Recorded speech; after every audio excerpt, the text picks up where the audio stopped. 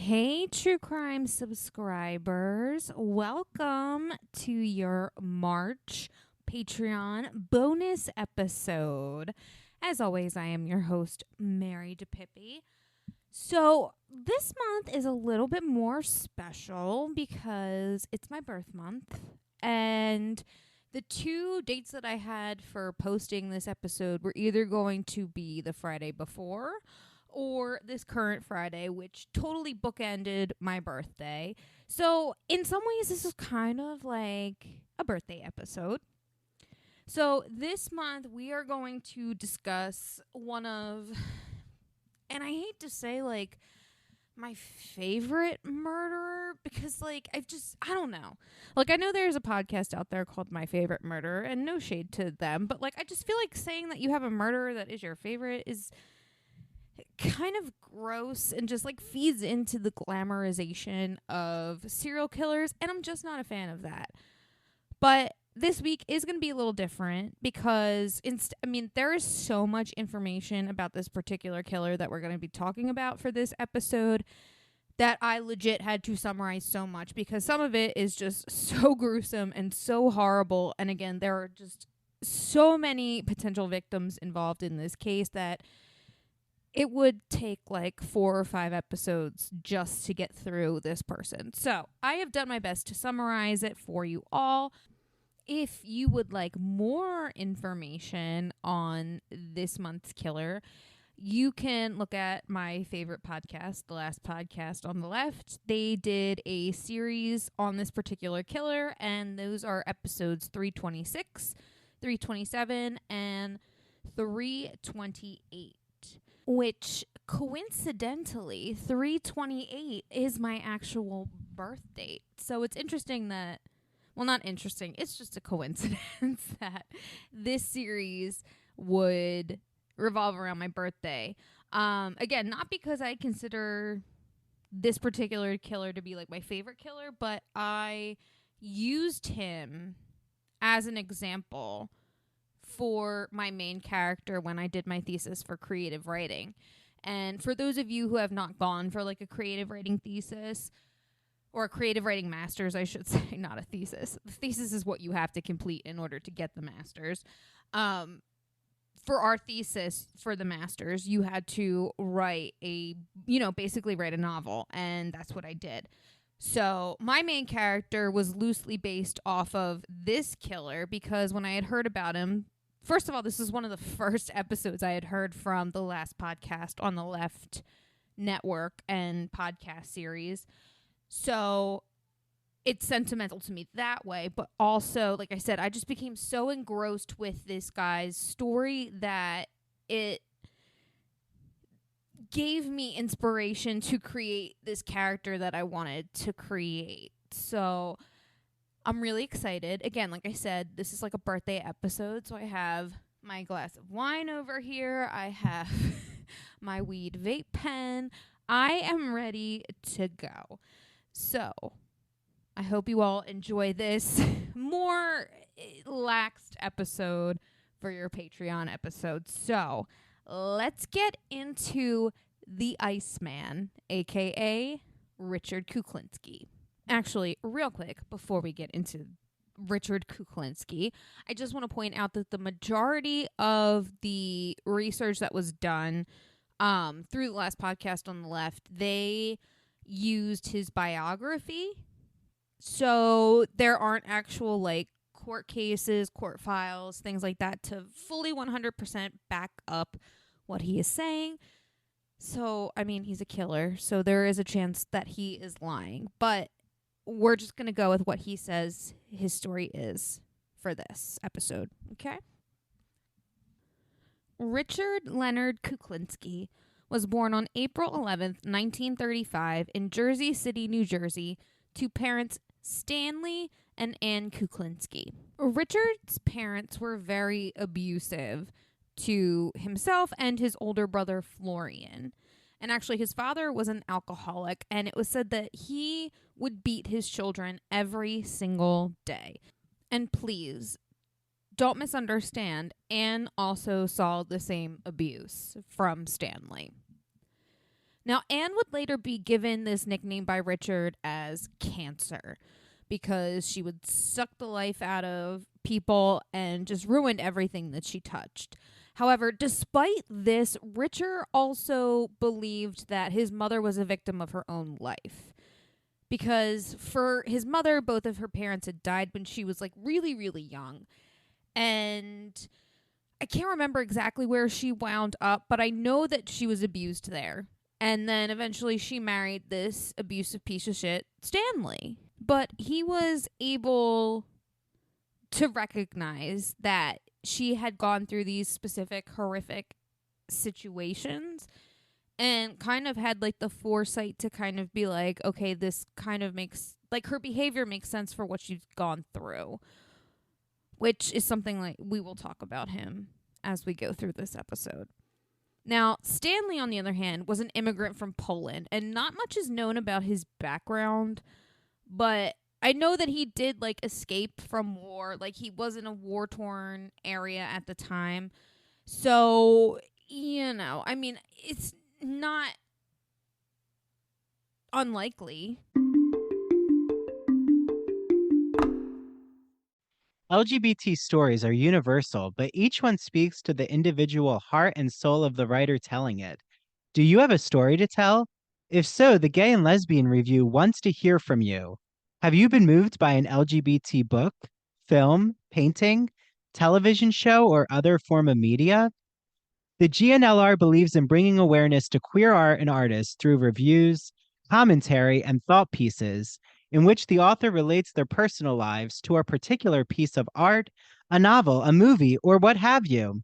In addition to the articles published in the print magazine, the GNLR also publishes articles on its blog as well as personal essays on its popular Here's My Story section. This allows people like you to share their own experiences with our readers. To learn more about submitting either to the print or the online edition of the GNLR, visit glreview.org. That's glreview.org and scroll down to the bottom of the page to find a link to their writer's guidelines. If you have any questions, email stephen.hemrick@glreview.org. The GNLR can't wait to see what you have to say. And remember that they're offering an exclusive code with the Ivory Tower Boiler Room. So when you subscribe to the magazine, you'll receive a free copy with any print or digital subscription. So that's 7 issues instead of 6. Again, just visit theglreview.org and click subscribe and enter the promo code ITBR for your free issue. Your brain needs support, and new Ollie Brainy Chews are a delightful way to take care of your cognitive health. Made with scientifically backed ingredients like Thai ginger, L-theanine, and caffeine, Brainy Chews support healthy brain function and help you find your focus, stay chill, or get energized. Be kind to your mind and get these nootropic chews at ollie.com. That's OLLY.com. These statements have not been evaluated by the Food and Drug Administration. This product is not intended to diagnose, treat, cure, or prevent any disease. Hi, this is Andrew, and I'm interrupting what I know is an enthralling interview because I want you all to know that we are sponsored by Broadview Press. And if you don't know, Broadview Press is an independent academic publisher who publishes books covering topics like English studies, writing, philosophy, history, gender studies. And every season on the podcast, I interview one of the Broadview Press authors. So for the fall, we had Ann Stevens on to talk about literary theory and criticism. She played a Wizard of Oz literary game with us. She talked about why Bridgerton actually involves literary theory. So does 50 Shades of Grey. Who knew? And also, we just had on Jeffrey Weinstock, who wrote the first ever pop culture analysis book. So, you know, I am all things a lover of pop culture, especially my Hollywood topics, Real Housewives, the list goes on. And he also wrote the book called The Mad Scientist's Guide to Composition, where he's writing a book teaching students about how to write rhetorical strategies, but it's all around this metaphor of being in the mad scientist laboratory, because as you'll learn when you hear our episode with Jeffrey, he is a gothic and horror fanatic. And I mean that in all the best ways possible. So you don't want to miss Broadview Press's exclusive discount because you're listening to the podcast. All of you get an automatic 20% off. Use the code Ivory Tower for 20% off site-wide on all of their books.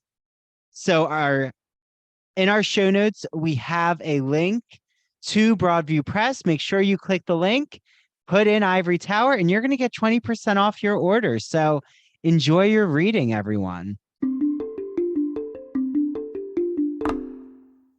That he experienced trauma, but it's not certain that it's the trauma that made him act this way, so violently that is, or if he had some sort of psychopathy that caused this. But either way, he was a violent, horrible piece of shit that treated his family as such.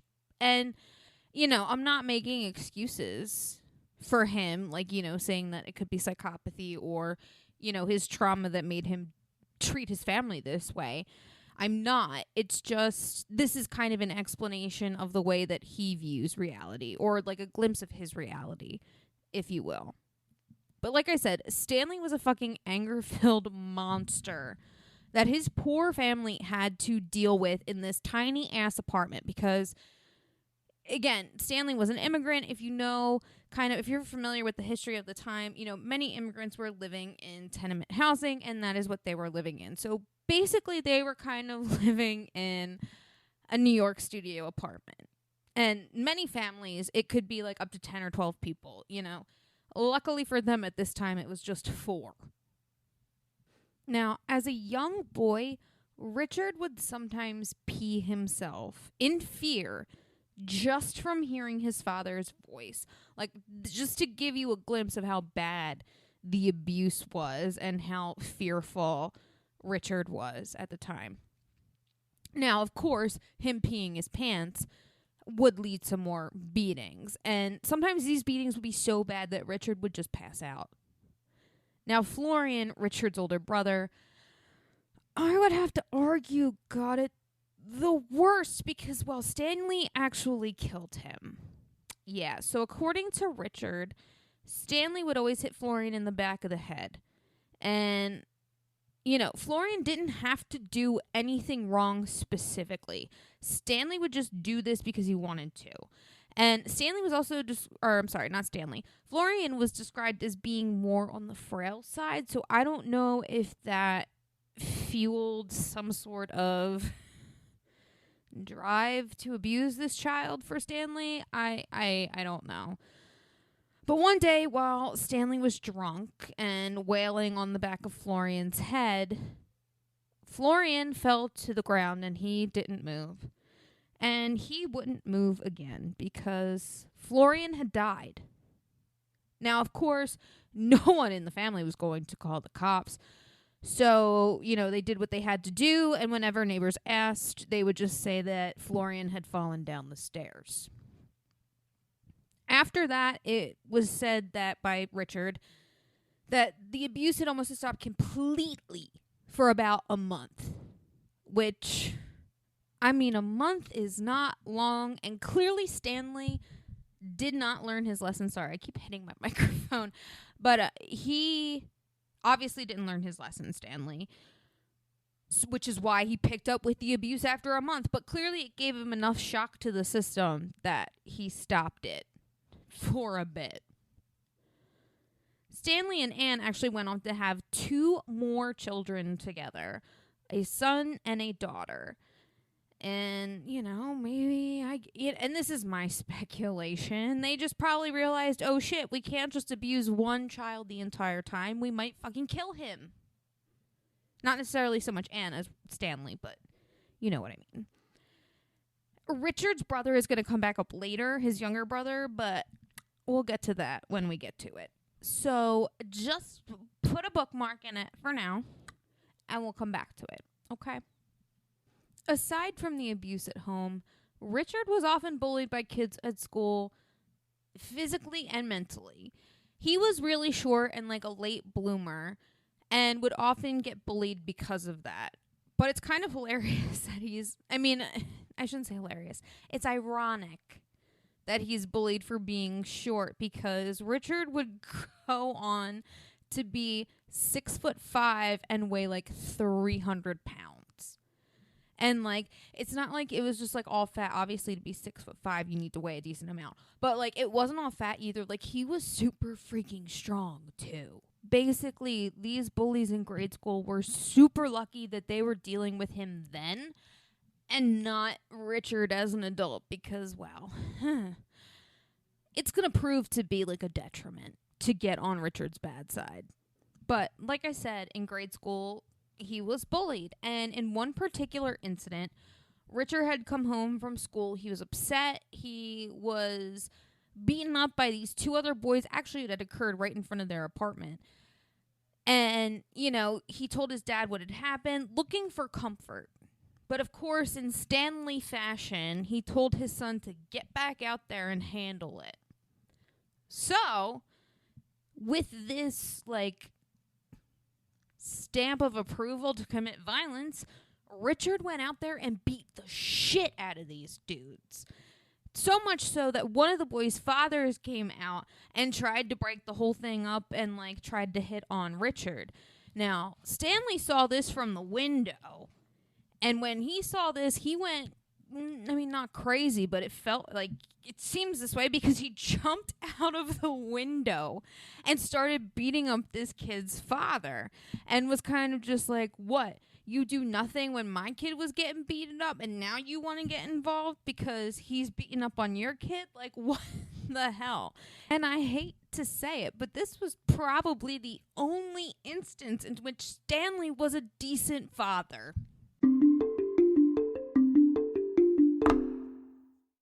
Hey, Ivory Tower Boiler Room listeners and true crime friends. You've heard me gush over this incredible woman and her beautiful products. I'm talking about Mandy Made It.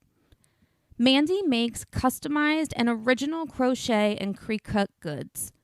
They are the perfect, unique, one-of-a-kind gift for literally anyone in your life.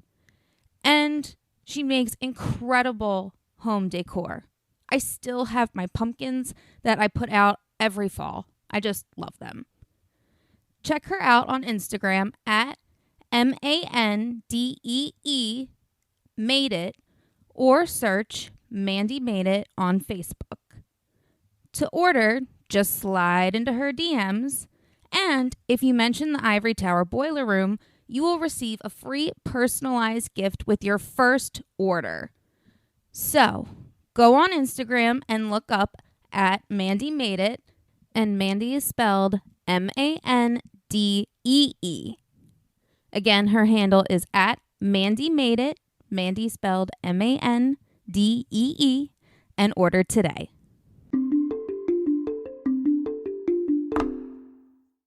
Thank you so much for listening to the Ivory Tower Boiler Room. This is Andrew Rimby. I really hope you follow us on social media because that's where you get to see all of the exciting video clips, teasers, and humorous moments. So follow us on TikTok and Instagram at Ivory Tower Boiler Room and on our Twitter at Ivory Boiler Room. I hope you all are following the Ivory Tower Boiler Room Cafe and become a member for only $5. You get all of our interviews and episodes ad-free. You also get to watch the video interviews. You get to see my lovely face and the guest's lovely face, and you get access to all the bonus episodes. So Dr. Jake Newsom talking about the history of the Pink Triangle, Zach Topping talking about being an Army vet and what that meant when he wrote a war novel and a dystopian novel. You get to hear Gregory Maguire's breaking news about the Wicked movie musical, Jesse Green talking about Richard Rodgers and Oscar Hammerstein, and what did Stephen Sondheim actually think about Rodgers and Hammerstein. So head to patreon.com/Ivory Tower Boiler Room. Please provide me an iced coffee. I would love it because I need to stay up to do all these edits. So yeah, See you all in the Ivory Tower Boiler Room Cafe. And here is Mary DiPipi from True Crime and Academia. Hi, everyone. I am Mary DiPipi. As Andrew said, I am the host of True Crime and Academia. True Crime and Academia airs on Fridays at 7:30. Now, to find all things True Crime and Academia, you can follow me on Instagram and TikTok at True Crime and Academia, or on Twitter at TC and Academia, because, well, they hate it when you have too many characters. Like I said, True Crime and Academia airs on Fridays at 7:30. But if you are a subscriber, you get a bonus episode. That's right, a whole episode just to yourselves that no one else gets to hear. Like, I do a deep dive on the case of JonBenet Ramsey. I deep dive Casey Anthony. We talk about the history of the lobotomy. And most recently, we talked about the Night Stalker himself, Richard Ramirez. So if you want to access all of that extra wonderful content, go to patreon.com/Ivory Tower Boiler Room. And like Andrew said, if you could just please buy us a nice coffee, that would be great. That would be really, really great. It would be great. We appreciate it. We also interact with all of you on Patreon. So ask us your insightful questions. We will answer them for you. And we want to thank our Spring 23 interns, Andrea, Kaitlyn, Rosie, and Sheila. Thank you so much. And we can't wait to see you all back again in the Ivory Tower Boiler Room. Happy winter, everyone.